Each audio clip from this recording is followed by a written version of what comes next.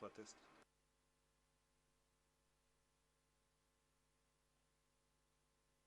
This is a test.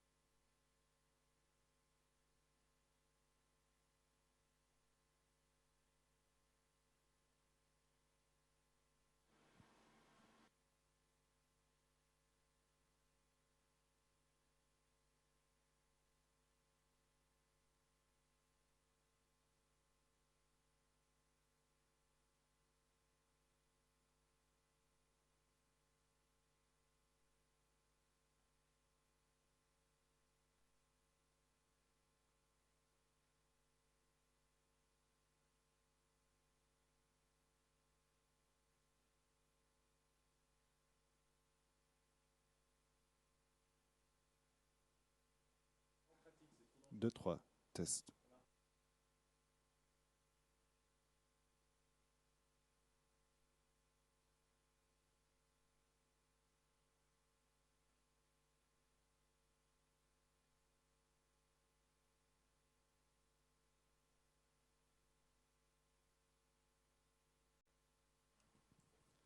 This is a test. Thank you.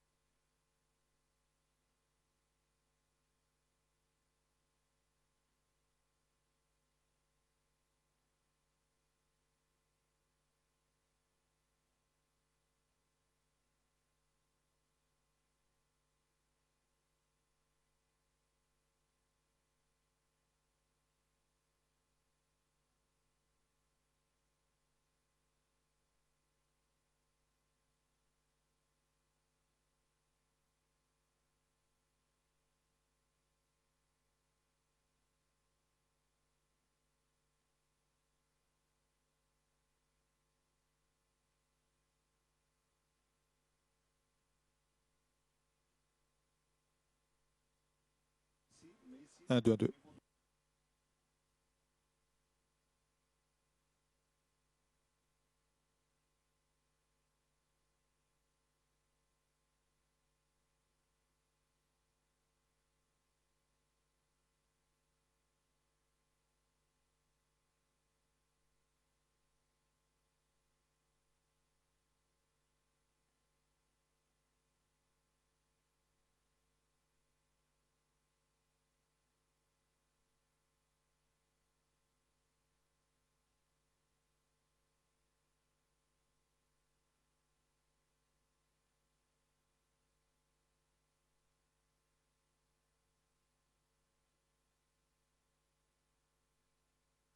Testing one.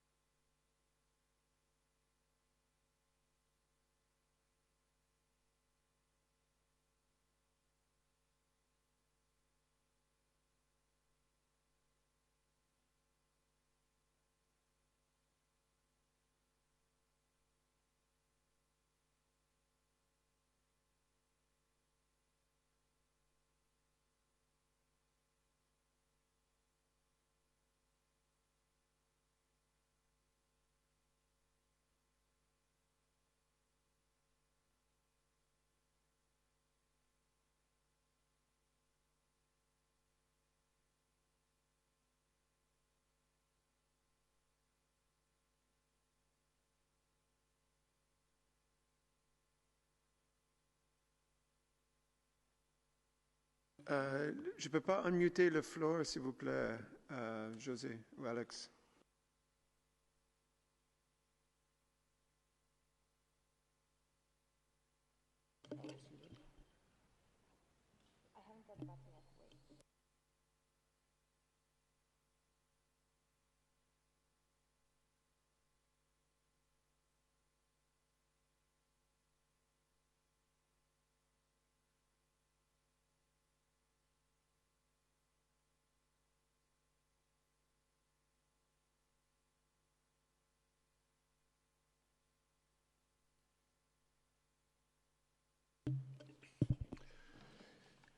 Hello to everyone watching us here in WHO headquarters in Geneva for the regular press conference on COVID-19. We have, as we had in the previous days, simultaneous translation in 6 UN languages plus Portuguese, so we hope we will get questions in those languages, and I would like to thank interpreters who are here with us today. We have with us Dr. Tedros, WHO Director General, Dr. Maria Van Kerkhove, Technical Lead and Head of Emergency Program, Dr. Mike Ryan. We also have Mr. Steve Solomon, Principal Legal Officer, in case questions come for him.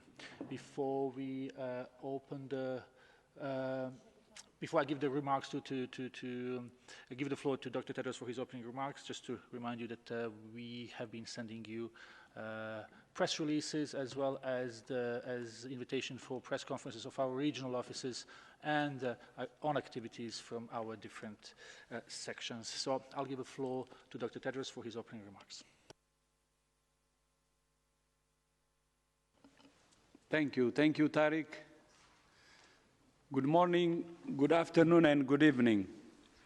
10 days ago, I joined President Emmanuel Macron, President Ursula von der Leyen, and Melinda Gates to launch the SET Accelerator to support the development, production, and equitable distribution of vaccines, diagnostics, and therapeutics against COVID-19. Today, leaders from 40 countries all over the world came together to support the SET Accelerator through the COVID-19 Global Response International Pledging event hosted by the European Commission. During today's event, some 7.4 billion euros was pledged for research and development for vaccines, diagnostics, and therapeutics. This was a powerful and inspiring demonstration of global solidarity. Today, countries came together not only to pledge their financial support, but to also pledge their commitment to ensuring all people can access life-saving tools for COVID-19. Accelerating development of the products, but at the same time, access to all. Recent advances in science are enabling the world to move at incredible speed to develop these tools. But the true measure of success will not only be how fast we can develop safe and effective tools, it will be how equally we can distribute them. None of us can accept a world in which some people are protected while others are not.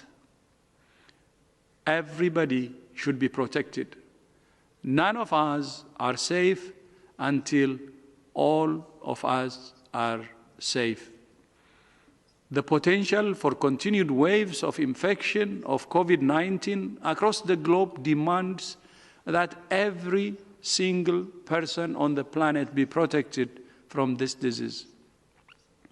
WHO remains committed to working with all countries and partners to accelerate the development and production of vaccines, diagnostics, and therapeutics, and to ensure their equitable distribution.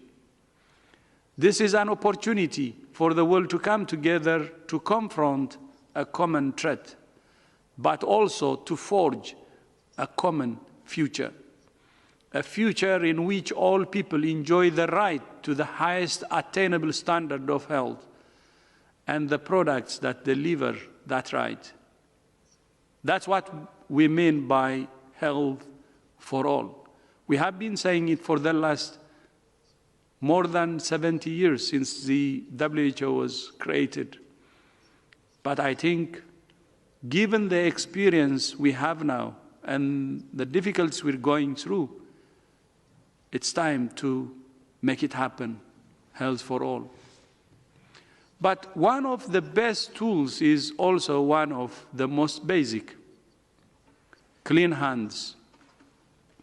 The simple act of cleaning hands can be the difference between life and death, and remains one of the most important public health measures for protecting individuals, families, and communities against COVID-19 and many other diseases. Tomorrow is Hand Hygiene Day, a reminder of the importance of clean hands for health workers and for all of us. At the same time, we must remember that millions of people around the world are not able to practice this most basic of precautions. Around the world, less than 2/3 of healthcare facilities are equipped with hand hygiene stations, and 3 billion people lack soap and water at home. This is an old problem that requires new and vastly increased attention. If we're to stop COVID-19 or any other source of infection and keep health workers safe, we must dramatically increase investments in soap, access to water, and alcohol-based hand rubs. Tomorrow also marks the International Day of the Midwife. This is an opportunity to remember the vital role that midwives play all over the world in providing safe and effective care for women and newborns.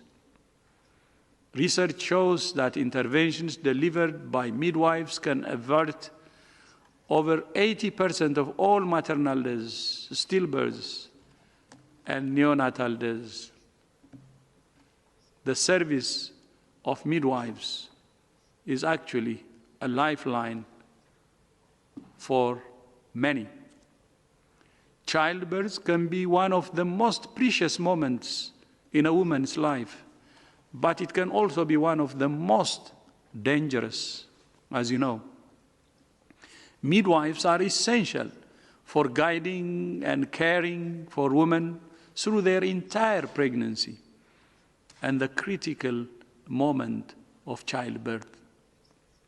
But we need more midwives in all countries, especially low-resource countries.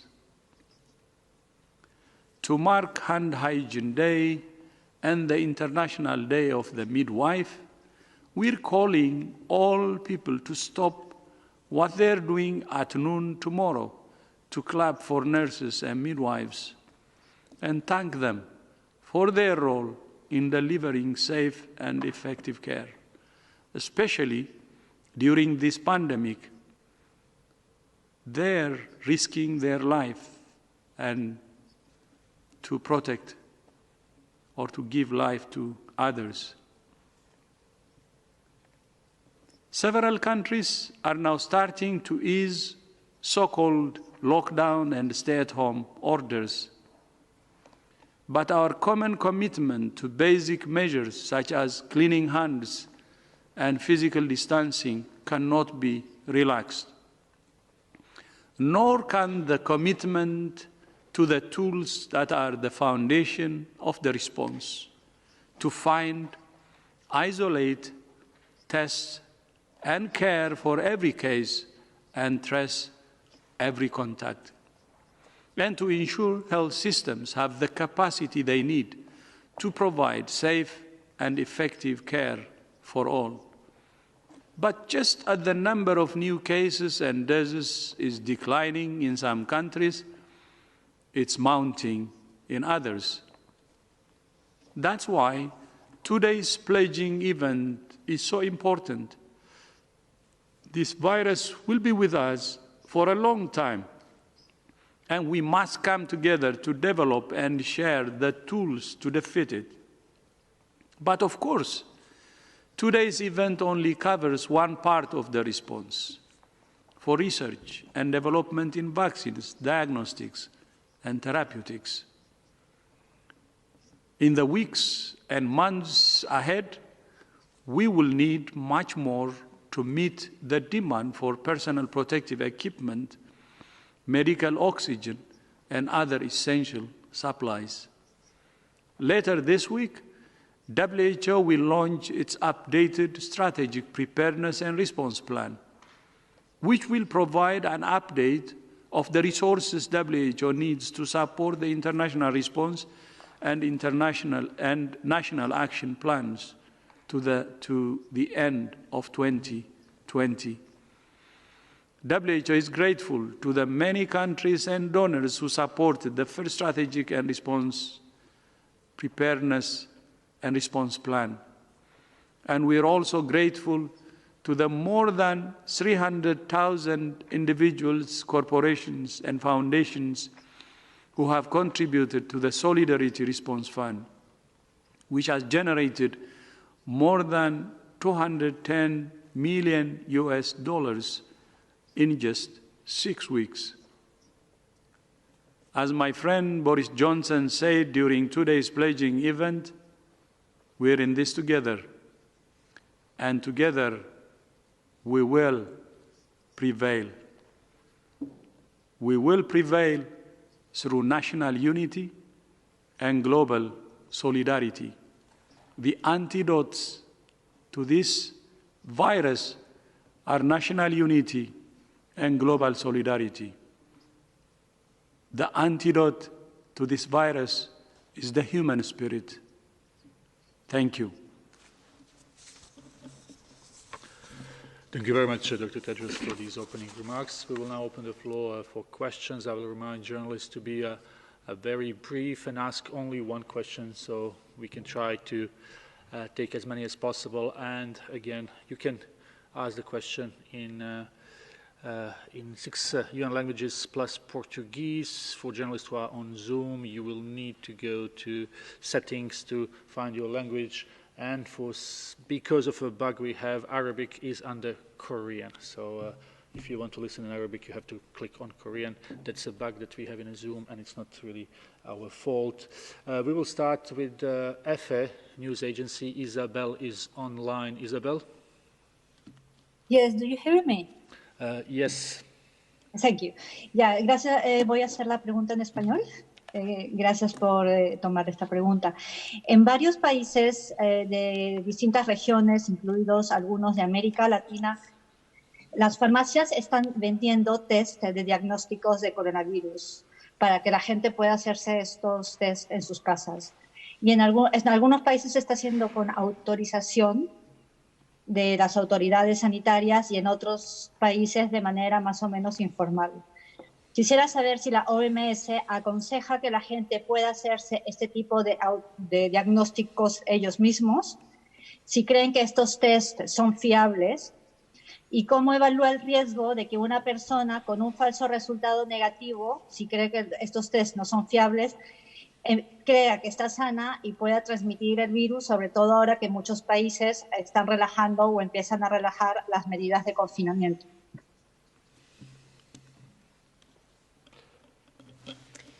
Thank you for the question. So There are a number of diagnostic tests that are currently available and are being sold globally. In fact, there's hundreds of them. And the tests that you're referring to are these molecular tests or these PCR-based tests that can diagnose somebody as having active infection. It's difficult to answer that question because I don't know exactly which tests you're referring to. What is really important is that the tests that are being used by any governments or being sold, that there's clear results of how well these tests work. There are the possibilities that if they are not validated, we call validated, where we test them against known samples of whether the samples are indeed positive or negative. It's very difficult to know if the test result that you're getting is a true result. And as you've highlighted, there are risks associated with having a false positive and thinking that you are infected and you are indeed not. And more importantly, if you test false negative, where in fact you are infected and the test tells you that you're not. So there are some risks associated with being sold over the counter. Having said that, you know, the ingenuity, the rapid development of these tests is very positive, and we welcome this innovation. We welcome the speed at which these tests are being made available, but it is important that they're validated. It's important that we really understand how well they work. Bottom line, though, is that everyone that is out there needs to adhere to public health measures regardless. These include hand hygiene that the DG has just mentioned, and you've heard us mention well with washing your hands with soap and water or an alcohol-based rub.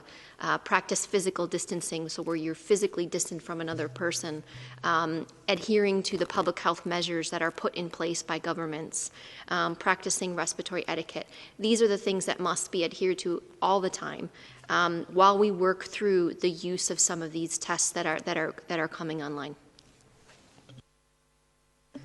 Thank you very much, Dr. Van Kerkhove. Hope this answers the question from Isabel, and it was on self-testing. Next question is from Joan from Meetings Today. Joan, can you hear us? Joan, can you unmute yourself, please? Sorry, I did. Okay, please. Thank you. Hear me now. Thank you. Meetings and conventions are part of the tour and travel industry, and we are incredibly confused about how WHO classifies mass gatherings. Around the world and in the US, groups don't know what that means. We're finding different standards within the United States, and I just saw someone mentioned what France is doing in terms of the ability to travel to meetings. We need guidelines about how WHO defines mass gathering and how we're going to go forward. Thank you. So thank you for the question. I will start, and maybe Mike would like to supplement. So the question around mass gatherings, there's different ways in which people are defining gatherings, just gatherings in general, in terms of you've seen different governments put in place more than 5 people, no more than 10 people, no more than 50 people. Mass gatherings are obviously much larger than that. What we do is we have put out guidance which provides a risk assessment-based approach that evaluates each gathering as it is defined, as it is developed. What is the gathering itself? Where is it taking place? How many people are involved in it? Is there any way in which it can be done remotely or through video? Is there a way it can be postponed? And so what we're trying to do is lay out the criteria in which those decisions can be made. Those decisions must be made on a case-by-case basis. Because not all situations are the same. The area in which they are carried out have different ventilations, some are outdoors, some are indoors, so it depends. It's an unsatisfactory answer because we can't give you a yes or no, but what we try to do is we try to outline all of their criteria that you would need to take to be able to make that decision. The same holds true for travel. You know, the same holds true for holding meetings some places. All of those decisions need to be taken on a case-by-case basis to determine if indeed that meeting needs to take place, and if so, how that could be done safely. Thank you very much, Dr. Van Kerkhove. Next question is Radio France Internationale. Jeremy, can you hear us? Hello, do we have Jeremy from RFI? Yes, can you hear me? Yes, please go ahead. Thank you. I just had a quick question regarding mass gatherings. Also, I heard that France is considering reopening movie theaters, for instance, and I would like to have your opinion on that. Do you think this kind of measure is too early? Because we can think of mass gatherings too in movie theaters where hundreds of people are sitting in the same place. So do you consider it to be a good measure or not? Thanks. Yeah, I think we need to make a distinction here between what would classically be regarded as mass gatherings, which are large religious events, big sporting events where thousands and thousands of people come together and approach one point and then leave from a point, and they're coming potentially from across national boundaries or within national boundaries. So they're gathering events and they're large scale. They're often multinational and require and involve the movement, not just the presence of many people in an area, but potentially the movement of people to and from those areas. Movie theatres, churches, and other gatherings are more localized events, and they have to be dealt with within the local context. WHO can't prescribe to individual countries what exactly is to be done in every single context. What we do advise is anywhere where people gather, where they cannot maintain social distance or physical distance or appropriate hygiene, then there's always a risk in the presence of the virus that you may amplify the virus. And we've seen that, and there's plenty of evidence that that has happened in the past. So as countries open up their economies and open up their societies, and as they look at different gatherings, be they religious or social gatherings that occur, they've got to calibrate the risks associated with those gatherings, which are based on how much virus is circulating in the area, so what is the absolute risk of exposure, and then what are the increased risks of being exposed in an environment where there are a number of people who cannot maintain physical distance or potentially maintain hygiene or other measures. And you can see within that many governments and companies, private and public, are looking at what are the measures that need to be put in place in, for example, restricting access to less than full capacity or some proportion of capacity, to having spacing between seating, to having extra hygiene and disinfection measures put in place, having online ticketing. There's lots of different measures that for each individual service or each individual gathering can be put in place, the same with churches. So again, as the Director General has said in his speech, exiting the more severe public health and social distancing or physical distancing measures or the lockdowns or stay-at-home orders and allowing people to re-engage in social and economic life must come with a risk-managed approach. How do we minimize the risk of transmission between individuals while obviously trying to maximize the way in which people can re-engage in their normal lives? And that is determined by the presence of the virus, that is determined by the risk of the encounter or the risk of the particular environment which people will come to, and the means and the ability of both the government, local governments, communities and the private sector owners to minimize those risks to participants or to clients. Thank you very much, Dr. Ryan. Next question comes from Italy, Luca Rossini from RAI. Luca? Luca? Hello, can you hear me? Yes, please go ahead. Okay, so regarding the contact tracing, what would you suggest to countries like Italy to integrate manual and digital contact tracing in order to speed up not only the national process of contact tracing, but even the broader process of international process of contact tracing, which is very important when the border will be opened again? Thank you, and I think this is a challenge that's facing many countries. right now, so I won't answer it in the specific context of Italy.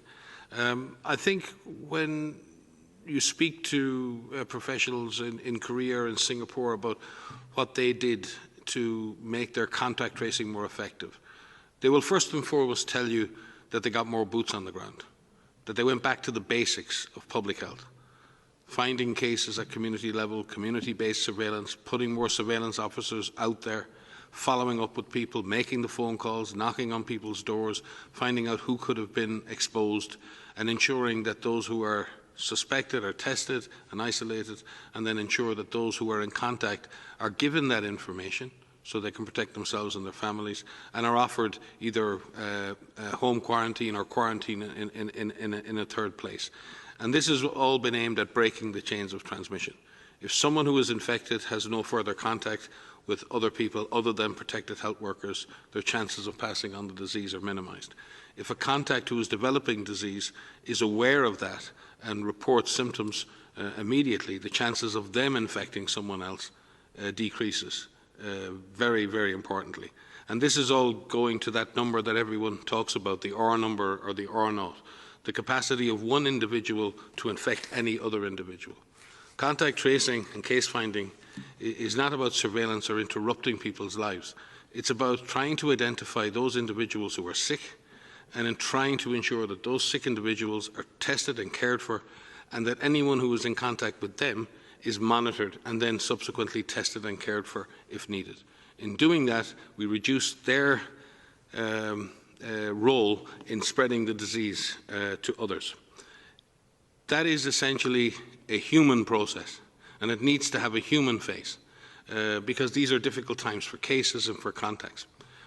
What has emerged, and what WHO, for example, for a number of years has been working on a system called GoData, which is an integrated information system which is app-based, which allows public health authorities to integrate all of the different data, the case data, the contact data, the laboratory data. And we've rolled that out to a number of countries over the last number of months and with increasing frequency now during COVID-19, and are willing to offer that to any country that wishes to implement it. The addition of apps that people themselves can have on their telephones that will give them information on their disease status or notify them if they've been in contact with an individual that is infected can obviously enhance the effectiveness of contact tracing and surveillance. And we've seen various examples of that emerge around the world and be put to use. They are an additional measure that will potentially enhance the efficiency of the contact tracing process, but they won't do it by themselves. In doing that, and we're very grateful for those countries and those companies and those innovators who are working on such tools, and we're talking with them every day, what we need to ensure as we roll out those tools, number one, that they enhance that process, and they're not seen as a replacement for shoe leather epidemiology. They're not seen as a replacement for the basic human workforce, the army we need to go out there and find cases. They can enhance the work of that workforce, but they can't do the work of that workforce. If we add those tools and give an extra boost to that process and become more efficient, then we'll get rid of this virus more quickly. But we also have to consider, and very carefully within this, that these tools must be used for that purpose and that purpose alone. And we have to take into account people's personal data protection, protection of their data, protection of their privacy, and ultimately protection of their human rights. I think all countries are trying to approach this in a very balanced manner, but we do believe that such tools are useful. We're very, very grateful to see the innovation, but we are very, very keen to stress that IT tools do not replace the basic public health workforce that is going to be needed to trace, test, isolate, and quarantine. Thank you very much. From Italy, we go to Brazil. Ana Pinto from Folha de Sao Paulo. Ana? Yeah, hi. Thanks for taking my question. I'll ask in Portuguese, so you provided the translator. So, nos últimos dias, alguns dados têm mostrado que há países que não têm só uma curva da doença ou da infecção por coronavírus, mas duas curvas. Uma curva que está se achatando mais rapidamente, que é a dos dos habitantes mais ricos ou com mais recursos, e outra curva, que é a curva dos mais pobres, que continua crescendo. Eu gostaria de saber se essa é uma preocupação da Organização Mundial de Saúde, se vocês têm registrado esse fenômeno em outros países e se isso pode ter alguma influência nas políticas públicas adotadas nesses países, quando as populações mais vulneráveis têm menos poder de agenciamento, menos voz dentro da formulação das políticas públicas. Obrigada.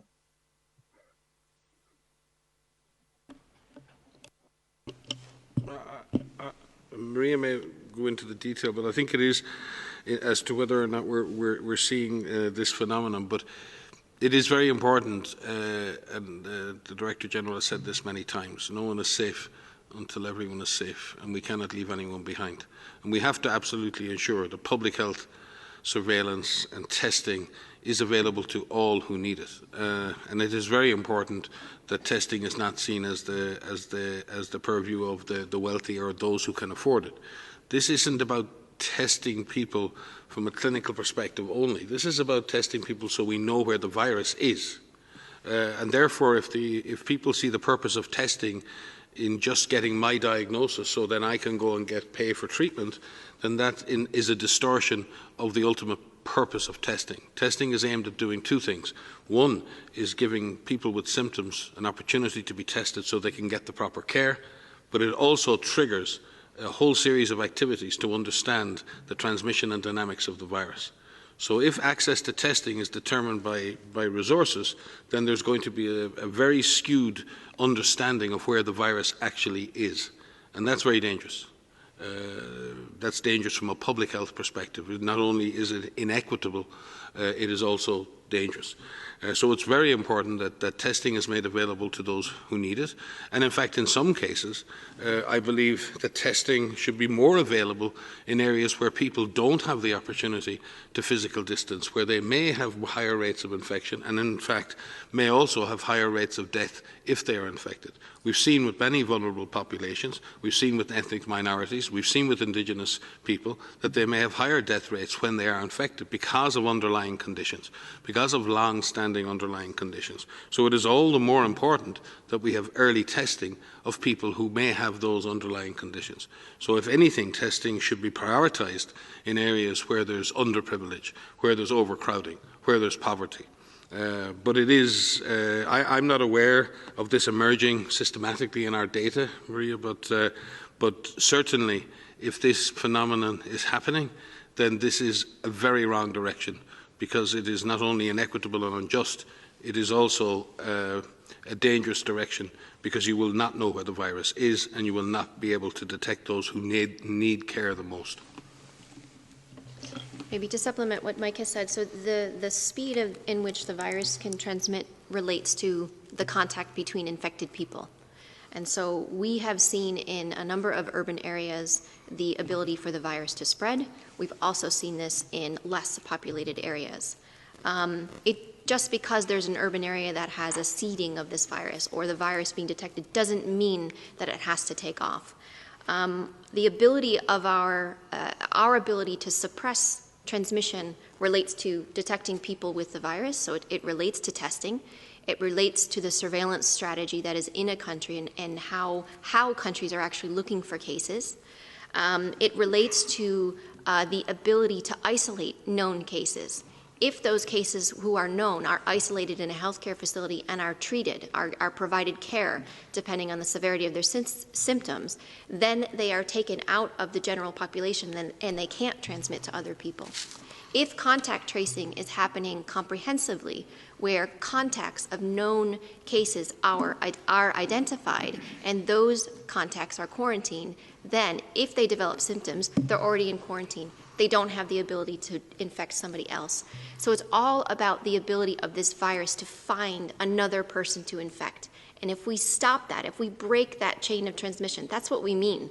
We actually mean breaking the chain of transmission from one person who's infected to passing it on to another one, to pass on to another, to pass on another. If we're able to break that, then we can prevent that from transmitting further.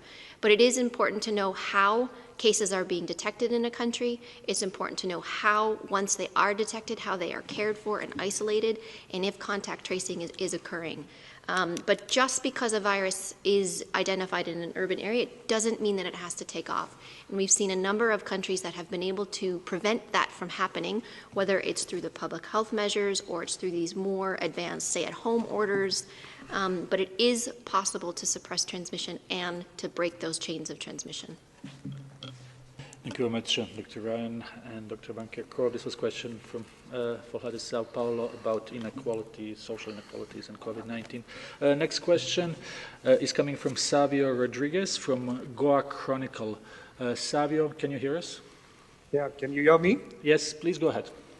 Okay. My question is for Dr. Tedros. On December 31st, 2019, the Taiwan Center for Disease Control sent an email to the World Health Organization informing WHO of its understanding of the disease and requesting for more information. In that email, they used the word atypical pneumonia, which they claim is a word commonly used to refer to SARS, a disease transmitted between humans.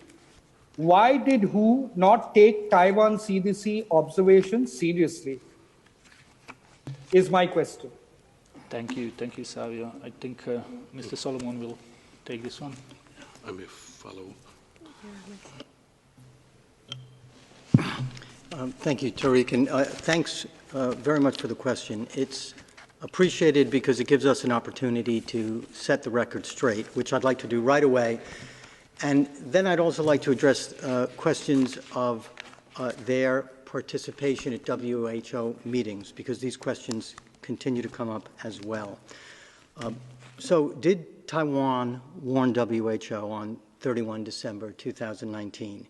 The answer is no, they didn't. They did send an email, but that email was not a warning. It was a request for more information on cases of atypical pneumonia reported by news sources. They sent that request through the IHR system that Taiwan, China, and all IHR focal points are part of.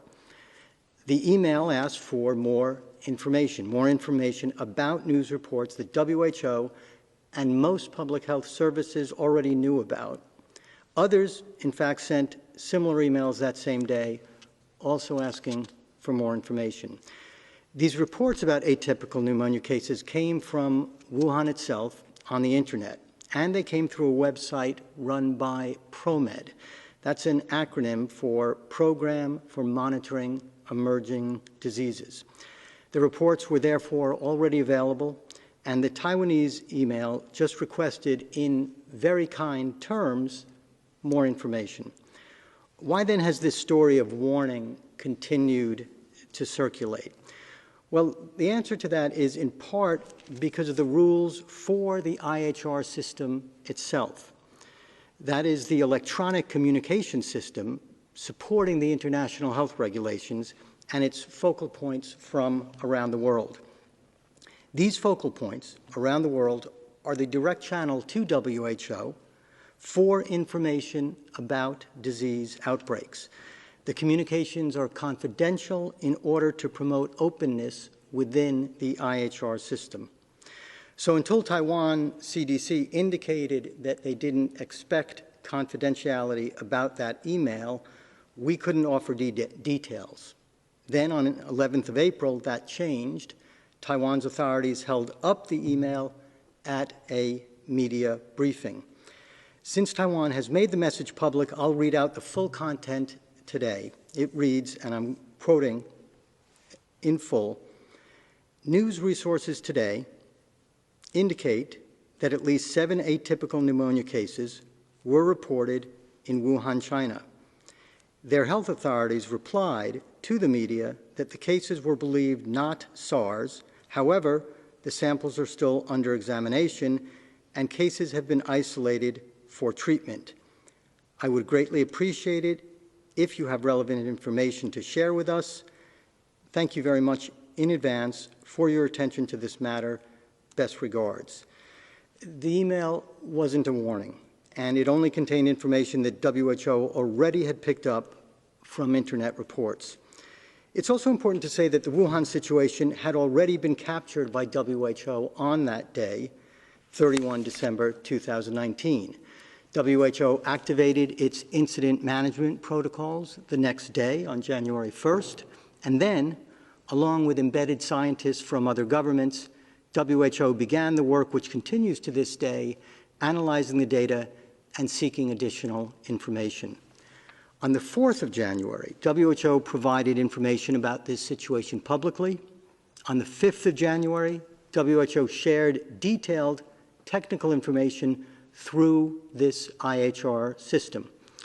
This included advice to all member states and all IHR focal points to take precautions to reduce the risk of acute respiratory infections, providing guidance on the basis that there could be human-to-human transmission. On the 10th and the 11th of January, WHO published a comprehensive package of guidance on how to detect, test for, and manage cases and protect health workers from potential human-to-human transmission based on our previous experience with coronaviruses. And as you know, there was a global press briefing on January 14th where WHO spoke about likely scenarios around human-to-human transmission. I hope that's helpful in understanding the December 31st email. We know there are also questions about Taiwan's participation in WHO expert meetings and questions about their participation in the World Health Assembly. WHO is an intergovernmental organization, meaning that countries decide how the organization is structured and on its policies. Some 49 years ago, the UN and WHO decided that there was only one legitimate representative of China within the UN system, and that is the People's Republic of China. That decision still stands. WHO is also a specialized agency of the United Nations, and as such, aligns with the UN and must do so coherently. The work of WHO staff, in line with our Constitution, is to promote the health of all people everywhere and to assist with, but not decide on, issues at the World Health Assembly. So, regarding expert meetings on technical health matters, last year, Taiwanese experts were included at 8 expert meetings, and there were 6 other informal technical meetings. This year, in response to COVID-19, Taiwanese experts are involved in key groups and networks. We've had telephone conferences with their CDC, Dr. Van Kerkhove and myself, and will do so again. And as noted, their IHR contact point links their CDC directly to WHO headquarters.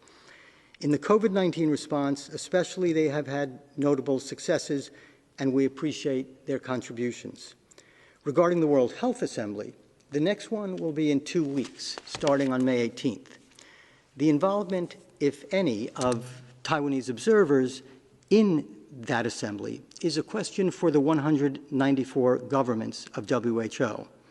This is not something that WHO Secretariat has authority to decide. And indeed, 2 countries have already formally proposed that member states consider this matter at the World Health Assembly. And a final word. A lot of attention has focused on Taiwan's participation with WHO, and we understand that. We are also mindful that there are other places, too, that, for many different reasons, look for connections to WHO. But it is not the role of WHO staff to be involved in geopolitical issues.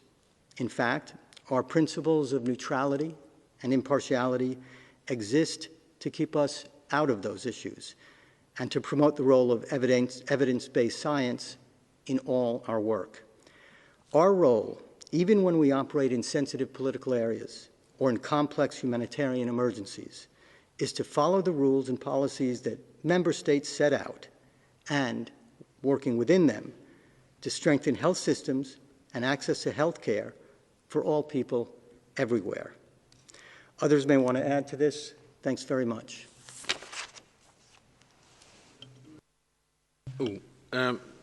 Just one small clarification on the issue of atypical pneumonia. Atypical pneumonia is an extremely common form of pneumonia that occurs around the world. There are millions and millions of cases every year. And atypical pneumonia effectively refers to the fact that the cause of the pneumonia is usually atypical or not necessarily diagnosed as some of the normal causes of pneumonia. One of the usual causes for a community-acquired pneumonia, very often they can test negative on first testing and then they're subsequently retested for specific pathogens. And studies I know up to 1/3 of community-acquired pneumonias can be considered to be atypical, in that you have other pathogens that are found would be known as atypical pathogens, pathogens that don't typically cause that type of pneumonia. And certainly at a global level, they would most be represented when they're finally diagnosed by Legionella pneumonia, Chlamydia pneumonia, and Mycoplasma pneumonia as the causes, which are bacterial causes of atypical pneumonia. So the most common causes of atypical pneumonia are bacterial causes and not necessarily viral or others. But obviously viruses can cause atypical pneumonia. But to say that atypical pneumonia is a homonym for SARS is entirely incorrect. If I can also supplement, so just to say in the beginning, that email that Steve read out did not mention human-to-human transmission. And I think that is important. But from day one, from all of our experience with other respiratory pathogens and from SARS, from MERS, you operate on the possibility that that may be possible. And from the beginning, with our partners, with our global expert networks, with all of our internal staff at the 3 levels of the organization prepared for this. And so even the first notifications that we had through our event information system, which is what Steve has mentioned, which is the IHR mechanism by which we notify all member states and contact points. We talked about protection against acute respiratory infections. And there was details in there about this. And as more information became available and as more details come from the investigations that are taking place, you modify the guidance. Having said that, our first technical package of guidance that was issued to our emergency directors at all of the regions, to all of the WRs, and made public on our website, put out guidance preventing against human-to-human transmission. And it focused on transmission via respiratory droplets and contact. And in the situation of healthcare settings, focused on the potential for aerosol transmission or airborne transmission when you have, in the context of aerosol-generating procedures. And again, this is based on our experience with other respiratory pathogens, SARS, MERS, influenza. With the first and foremost idea to protect our healthcare workers who are caring for patients. And this was before diagnostic tests were even widely available. And so what we aimed to do was immediately try to put out information to warn all of our member states and contact points about how to find cases through surveillance guidance, how to collect samples safely through our laboratory guidance, how to protect healthcare workers who are caring for patients in our infection prevention and control guidance, how to care for patients in our clinical management guidance, which was focused on severe respiratory disease. Because again, even without information on the details of what disease this might have caused, you anticipate that this would cause a severe disease or could cause a severe disease. And lastly, we also put out a readiness checklist, which was a series of questions which helped everyone look at how ready are we? How ready are we for an emerging respiratory pathogen, which is what this was. And we've said previously, this COVID-19 virus, SARS-CoV-2, turned out to be the latest disease X. And disease X is what we are all anticipating. It's not a matter of if, it's a matter of when. And the DG has said this before. So this was something that could happen because diseases come from, they spill over from animals, and this is happening all the time. But we need to ensure that we put out guidance as quickly as possible to help prevent onward spread, protect people who are caring for those patients. Thank you very much for this answer on this topic. Next question is from CNBC. That's Will. Will, can you hear us? Hi. Yeah, can you hear me? Yes, please. I wanted to ask, the DG mentioned earlier about equitable distribution of therapeutics and vaccines. I wanted to ask about Gilead's remdesivir, which received emergency use authorization in the US this past week. The US government is controlling the supply of remdesivir at the time. I'm wondering if the WHO would like to comment specifically on that drug. Just to say we are grateful that the company Gilead and the Director General had direct discussions at the highest level to ensure that we had access to the remdesivir drug in order to launch the solidarity trials around the world. And just to remind everyone that remdesivir is one of the arms of those trials. We welcome the recent data on the from the randomized control trials the randomized control trial that has been done in the United States, and there's signals of hope there for the potential use of the drug, and we will be engaging in discussions with Gilead and the US government as to how this drug may be made more widely available as further data emerges on its effectiveness. But we are grateful for the fact that the drug is within the solidarity trials, and that drug was provided by the company for that purpose. Thank you. Thank you very much. We have time for maybe 2 more questions. So let's try AFP and Nina Larson. Nina? Can we hear Nina? If you can unmute yourself, please.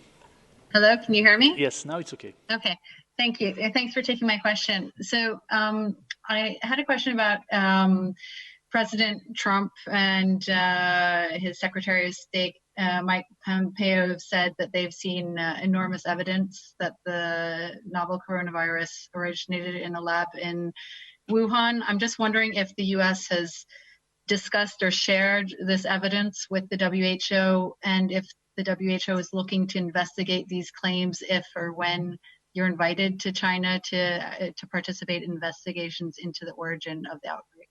Thanks.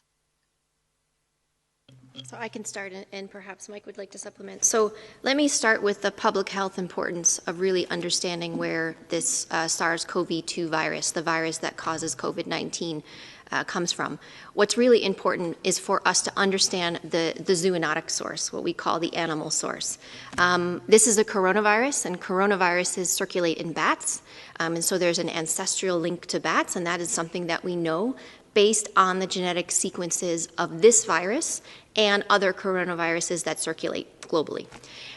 So we know that bats are an ancestral link. What we really need to understand is the intermediate host, the animal that was infected by bats and that infected people in some of these the earliest cases. And that's a very important piece to understand from a public health perspective so that we could prevent that from happening again. We've learned this in MERS, for example, in the beginning. We didn't know the intermediate host for MERS, and there were investigations that were taking place in the Middle East, and there was a link that was made with dromedary camels.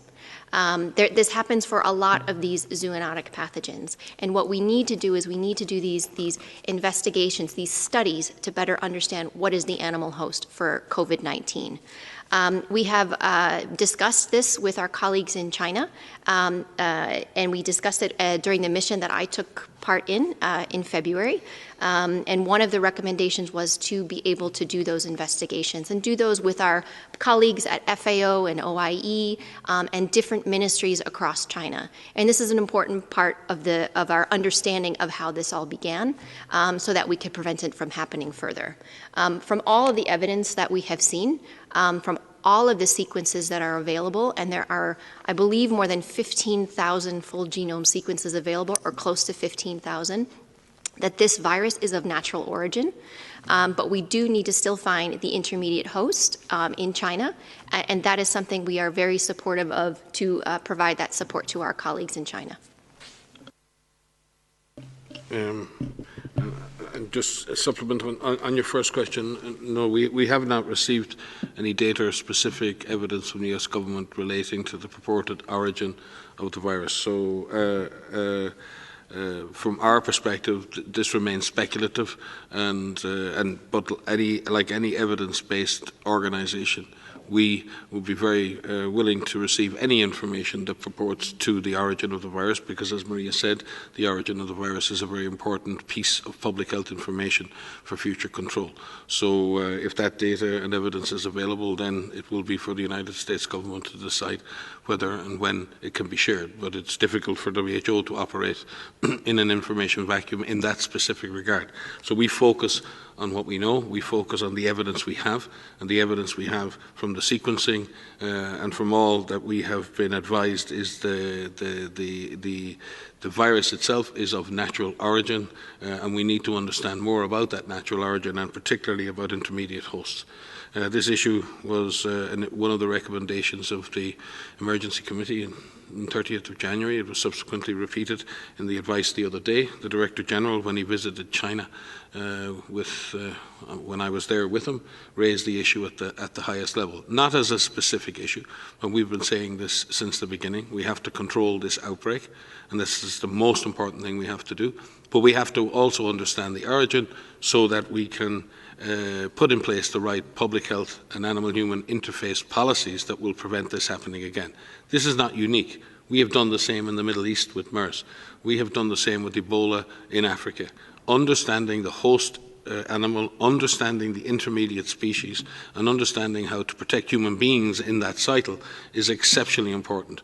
Whether that requires changes in our engagement with the natural environment, whether it requires changes in animal husbandry, when it requires changes along the food chain, we won't know exactly how that is to be managed unless we understand the animal host and the animal intermediate species. And that's an exceptionally important piece of information. Right now we have to deal with the pandemic and we've got to get it under control, but that does not lessen the importance of doing that other work. We have offered, as we do in every case with every country, assistance with carrying out those investigations, and I'm sure our colleagues in OIE and FAO are equally keen to offer that support. But again, a bit like the mission in February, we need to understand that we can learn from Chinese scientists, we can learn from each other, we can exchange knowledge, and we can find the answers together. If this is projected as aggressive investigation of wrongdoing, then I believe that's much more difficult to deal with. That's a political issue. That is not a science issue. We see scientists in China communicating, collaborating around the world right the way through this pandemic. We would like to see that spirit continue, and we would like to see scientists at the center of the exploration of the source of this. Science needs to be at the center. Science will find the answers. The implications of those answers can be dealt with from a policy and political perspective. So if we have a science-based investigation and a science-based inquiry as to what the origin species and the intermediate species are, then that will benefit everybody on the planet. And we believe that can be achieved with the appropriate approach to that very important question. Thank you very much. Let's maybe try to take one more question before we conclude this press briefing. It's Simon Ateba from Today News Africa. Simon, can you hear us? Hello, do we have Simon? Yeah. Yes, we can hear you. Okay. Can you hear me? Yes. Okay. My name is Simon Ateba from Today News Africa in Washington, D.C. WHO Africa released a statement not long ago about that WHO welcomes traditional medicine. I wanted Dr. Tedros to expand on that, what they mean by traditional medicine. Do we mean black magic, or what do they mean? And I also wanted WHO to react to the controversial bill being introduced in Nigeria, the infectious disease bill. Are you concerned that some government may use the coronavirus to turn their country into a police state? Thank you.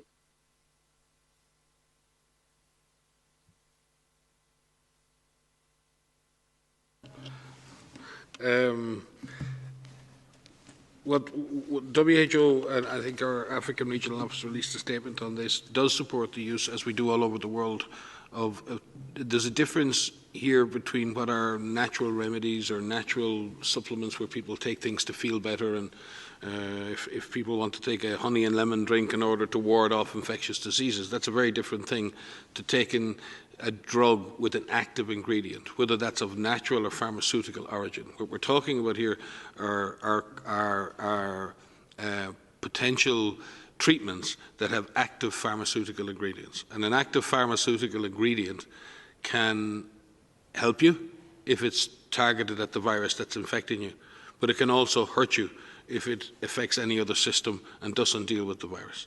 So what we try to do in medicine is not make the difference between what are pharmaceutical agents and what are traditional. I think what we found more and more in the world, that sometimes what ends up as an agent or as a drug coming from the pharmaceutical side very often starts as a traditional medicine. Aspirin, anti-malarial treatments, many of these came from traditional medicines that were well recognized by communities. And then when the active ingredient is identified, that's often taken and developed and scaled up and put into tablets. So we must recognize that traditional medicine has a value. It has a value both clinically and socially and culturally. But what we do want to make sure is that any of those products that have active pharmaceutical ingredients in them are tested in the same way as normal drugs. And that particularly in the context of Africa, we want to make sure that any material, any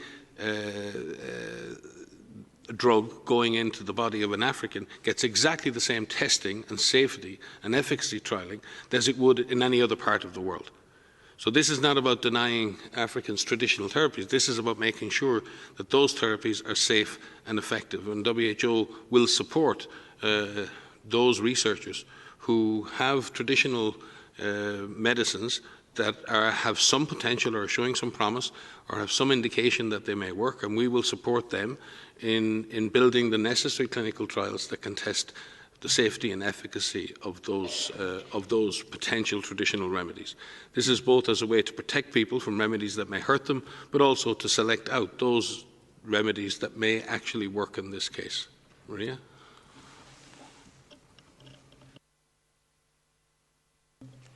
Just to supplement that, I agree with everything Mike has just said, of course, but the idea of traditional medicines, particularly for COVID-19, is something that is well under investigation. There's hundreds of clinical trials that are ongoing right now, and it is important that these are done through these types of studies called clinical trials. Even within China, the use of traditional medicine, many of them are under clinical trials evaluation right now.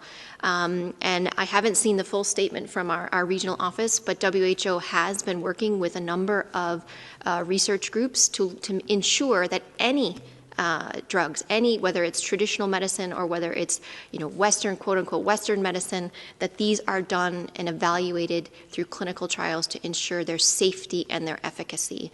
And clinical trials should be conducted the same way no matter where they're conducted, no matter which continent they are conducted on, no matter which individuals that they involve. They need to follow the same scientific and ethical principles all over the world. Yeah, thank you. Just very, very brief. There are many traditional medicines actually that are beneficial, and that's why we have a unit in WHO that follows traditional medicine. But as has been said, the use of any traditional medicine should pass through a very rigorous trial like the modern medicine before it's used for anyone. So that's our position, but we encourage traditional medicine. Thank you. Thank you very much, DG. We will conclude the press conference here. Audio file will be sent to you shortly, as well as the opening remarks of DG. Transcript will be available most likely tomorrow. We have also just sent you an invitation for the press conference of our regional office in Americas that will take place tomorrow. I wish everyone a very nice evening. So Tariq, thank you very much. And thank you all for joining today. And look forward to seeing you on Wednesday. Thank you so much.